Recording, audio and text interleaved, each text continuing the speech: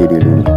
Après tout, qui de nous aurait cru qu'un mouton du Sahel peut avoir la sottise de se dispenser d'une maîtrise minière pour polluer un peuple déjà victime de l'aridité du climat sahélien. Pour piétiner les rêves modestes d'un paysan déjà affaibli par l'aridité du climat sahélien. Pour piétiner les rêves modestes d'un paysan déjà meurtri par l'irrégularité des pluies. Au dépend de toutes les dérives consacrées au pillage et à la pollution de l'écosystème africain. Au mépris de tout ce pourquoi s'est bâti le général Ibrahim Barry Mainissara. Au mépris de tout ce pourquoi s'est opposé Djibo Boukari au soleil des indépendances. Pour caresser les démons de la communauté internationale qui s'est fondée dans les paysages de l'impérialisme occidental.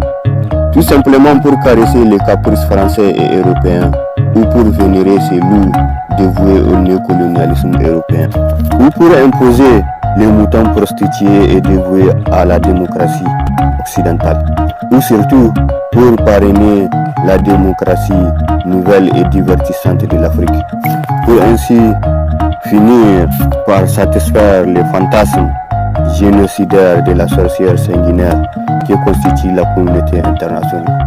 Tout simplement pour sponsoriser les moutons les plus adaptés aux convenances de la réaction internationale. Après tout, les droits de l'homme est tout à fait limité au périmètre du Conseil de sécurité de l'ONU, même si c'est un concept qui est tout à fait privilégié au mode de vie de la démocratie occidentale. Une démocratie qui a su trouver les mots justes pour corrompre la démocratie africaine.